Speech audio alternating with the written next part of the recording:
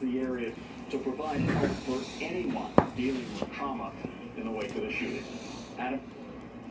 Ray from the scene of the latest mass shooting in Louisville. Jay, thank you. There was a growing call to stop gun violence in New York City tonight after another teenager was killed inside a subway station. A 17-year-old was shot and killed inside a station in the Bronx last night. A second teenager also got shot but survived. And it comes just days after an 18-year-old was stabbed to death on the D train in Brooklyn. News 4's Melissa Colorado, live in Allerton, where gunfire erupted inside the Brook Avenue station last night. And Melissa, the MTA is interesting, says that there were cameras at that station.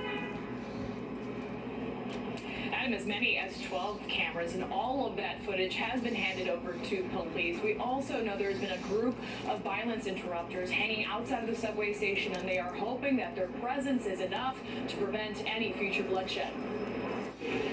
Bloodshed on the Burke Avenue subway station in the Bronx. Police officers discovered two 17-year-old boys shot in the 2 and 5 line subway station in Allerton around 10 last night. One of the teens, shot in the head, the arm, and the shoulder, was pronounced dead at Jacoby Medical Center. The other 17-year-old, who was shot in the hip, is expected to pull through. This is sad, a child? Like, it's sad. It's just sad. Okay, honey, tears about to come to my eyes. The MTA says they've handed over to police video from 12 station cameras. Video that will hopefully help them track down the shooter. This afternoon, he spotted a team of gun violence interrupters standing by the subway entrance, hoping their presence stops future bloodshed. Far too many guns in our city. And over the last several weeks, we have seen far too many acts of violence in our streets, in our communities, near our schools, taking away our precious children, killing our future. This comes just days after an 18-year-old teen in downtown Brooklyn was stabbed and killed on a D train approaching the Atlantic Avenue Barclays Center station Thursday night. Police identified the teen as Isaiah Collazo from Staten Island. It is only April. I worry about my children over the next several months as they are out of school for the summer season. We cannot accept this violence. That is a sentiment many families here in the Bronx are feeling as we get closer and closer to the summer months. We also know that happening Thursday at 4 p.m., the Bronx Borough President will be hosting an event outside of the subway station to pray for that grieving family, the 17-year-old who passed away, as well as for that 17-year-old still recovering in the hospital. Adam, we'll send it back to you. Okay, Melissa Colorado in the Bronx. Thank you, Melissa. Manhattan District Attorney Alvin Bragg has filed a lawsuit against Ohio Congressman Jim Jordan, all of this stemming from the criminal prosecution of former President Trump. In the 50-page lawsuit, Bragg says it is, quote, in response to an unprecedentedly brazen and unconstitutional attack by members of Congress on an ongoing state investigation. Jordan is the chair of the House Judiciary Committee, which is planning to issue multiple subpoenas for documents and testimony related to the case. Bragg is asking a judge to invalidate those subpoenas. Trump has been charged with 34 felony counts of falsifying business records here in New York. On Long Island now, the stepmother of an 8-year-old boy left to freeze to death in a garage has been sentenced to 25 years to life in prison. A jury found Angela Polina guilty last month for her role in the death of Thomas Valva. That boy died after he and his brother, who both had autism, were forced to sleep in that garage with no heat as temperatures dropped below freezing. The judge had some strong words for Polina before handing down his sentence, too. My only regret, Miss Polina, is they don't have a garage there. With no heat, and no mattress, and no blankets, and no pillows. And what was it, Miss Kelly? Nothing that belongs in a bedroom. So where you can sleep the rest of your life, because that's where you deserve to be. The boy's father, a former NYPD officer, Michael Valva, was sentenced last November, and he is serving 25 years to life in prison as well. A 16-year-old is dead, and a man is behind bars after a hit-and-run crash in Queens.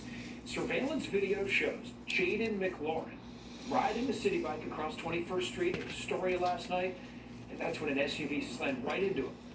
That boy was rushed to the hospital, but it was too late. And police say the driver, 18-year-old Yasser Ibrahim, took off, abandoning that car several blocks away. Officers tracked him down, though, just a short time later, and Ibrahim is now charged with leaving the scene of an accident and driving without a license. In New Jersey, hundreds of faculty and staff members at Rutgers are marching in picket lines for a second straight day. Workers marched through the main campus in New Brunswick today. They are calling for higher salaries and better job security, specifically for adjunct faculty.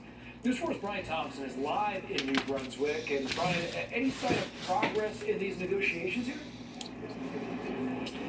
Adam, it depends on how you measure progress. I don't think I can use the term cautious optimism, but I think from the sourcing I'm getting is that there has been a little bit of progress, enough to keep them meeting tonight, to go back tomorrow, and maybe the day after.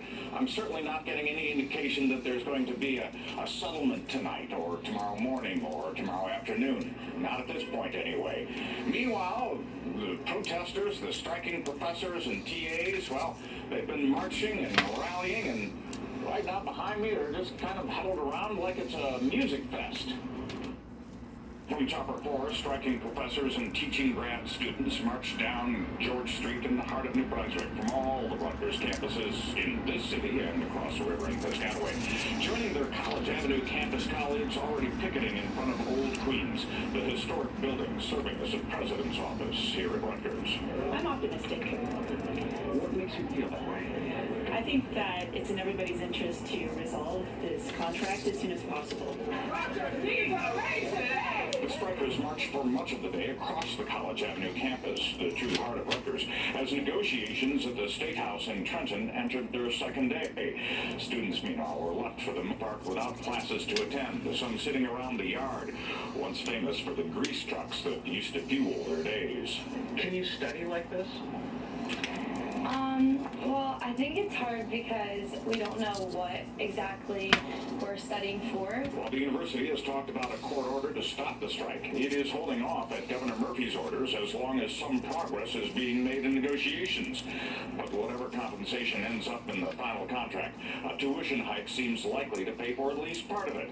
And yet, Assembly Speaker Craig Coughlin suggests some state aid is possible. I'll leave them to figure out where the money comes from. And the state has certainly been a partner in some of the Rutgers efforts in the past. What if they have to raise your tuition? That is tricky because obviously that's not